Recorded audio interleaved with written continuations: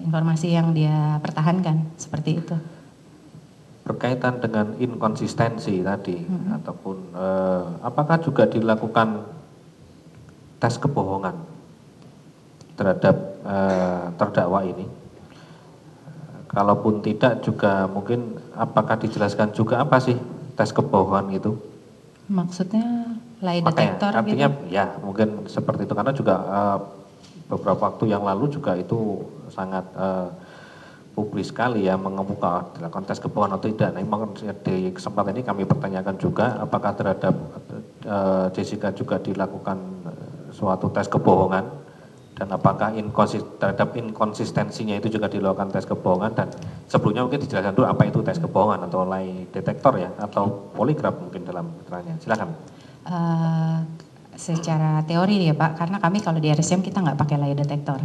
Karena lie detector itu adalah satu instrumen, satu alat yang dipakai untuk alat bantu. Jadi dia hanya mendeteksi perubahan suhu tubuh, perubahan respons tubuh.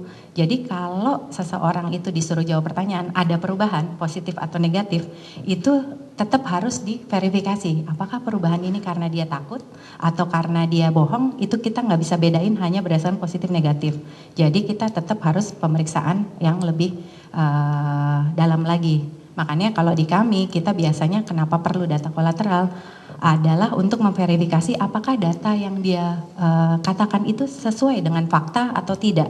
Kita tahu ini sesuai dengan fakta, tentunya kita harus bertanya pada lingkungan sekitar. Itu yang kenapa kami perlu sekali datang ke tempat kerja, perlu datang untuk lihat di BAP seperti apa. Karena berdasarkan itu kita bisa tahu ini inkonsisten atau tidak. Tujuannya itu.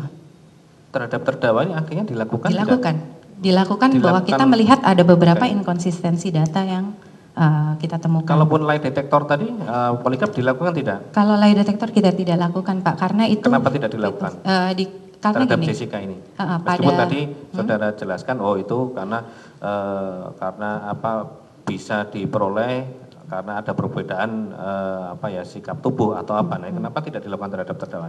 Kalau pertimbangan kami di RSCM adalah penggunaan lie detector itu bisa jadi ada yang namanya false positif dan false negatif. Pada orang-orang yang bisa tenang sekali dan dia bisa membuat emosinya tertata dengan baik, itu bisa jadi dia akan lolos dengan tes ini. Gitu. Apakah terdakwa ini termasuk dalam kategori yang ahli jelaskan tadi? Saya bisa iya bisa enggak, saya enggak bisa ini karena tidak kita lakukan. Artinya dari pengamatan ahli ya, Mbak Dia tadi orang yang bisa tidak bisa dilakukan terhadap orang yang tenang ataupun itu justru cemas berlebihan, ya, itu bisa positif. Itu, ya. Terhadap terdakwa ini hasil observasi ahli apakah juga sebagai orang yang tenang ataupun seperti apa? Selama pemeriksaan Jessica sangat tenang, sangat menjaga emosinya. Kita nggak pernah melihat dia ada riakan emosi kecuali pada beberapa hal yang dia tidak siap gitu. Misalnya waktu tes psikotes gitu, dia memang bilang nggak suka matematik. Tiba-tiba ada soal aritmatik, itu kelihatan tuh emosinya langsung minta kopi waktu ini, terus di luar ini apa sih saya disuruh apa gitu ke penyidik. Nah itu yang kita bisa lihat kadang-kadang di tengah emosinya yang stabil ada beberapa kali kita melihat ada luapan-luapan emosi. Misalnya saat dia mau tahu bahwa akan diwawancara tim, paginya dia mengalami sakit tenggorok, itu juga kita lihat bahwa dia sempat marah pagi untuk minta obat.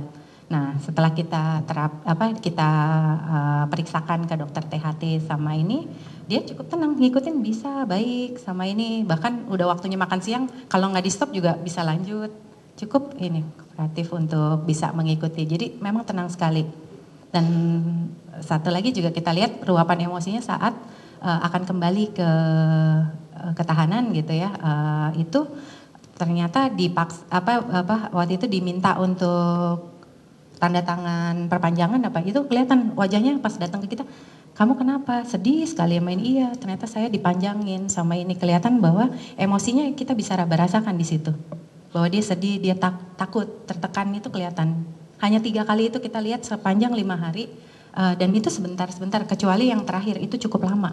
Oke, jadi saudara cukup ahli ya, tim ahli cukup bisa melihat dan memahami kapan terdakwa ini menunjukkan sebuah reaksi ketika berkaitan dengan akhirnya Pak ahli bisa memahami kalaupun hal-hal seperti apa terdakwa ini bisa melakukan sebuah reaksi dikaitkan dengan peristiwa atau fakta pada tanggal 6 Januari 2016. Tentunya tadi ahli sudah jelaskan bahwa ahli juga melihat tayangan CCTV dan juga ahli juga melakukan mungkin membaca beberapa data yang diserahkan oleh penyidik ya. Pada peristiwa itu apakah terlihat adanya suatu lonjakan ataupun ekspresi yang ahli jelaskan barusan ketika melakukan penilaian kan tadi ada 3 kali. Pada umumnya terdakwa ini adalah sikapnya tenang. Nah, sikap apa yang ditunjukkan oleh terdakwa ini pada peristiwa itu? Apakah ada ketenangan ataupun ada lonjakan atau hal seperti apa yang bisa ahli nilai saat itu? Bagaimana pendapatnya? Mohon dijelaskan. Kalau yang kita observasi memang dia terlihat tenang, diam saja. Nah, tapi itu juga kita nggak bisa bilang apakah dia predik atau tidak. Itu kan tetap kalau kami dari keilmuan kami, kita nggak bisa menilai orang hanya dengan observasi. Kita pasti akan menanyakan apa yang dia rasa, apa yang dia pikir, kenapa dia responsnya seperti itu. Itu yang perlu kita evaluasi. Nah, waktu setelah nonton tayangan di pemeriksaan berikut, kita menanyakan sih. Jawabannya? Jawabannya memang ya saya bingung, nggak tahu mau melakukan apa. Itu ada di ini.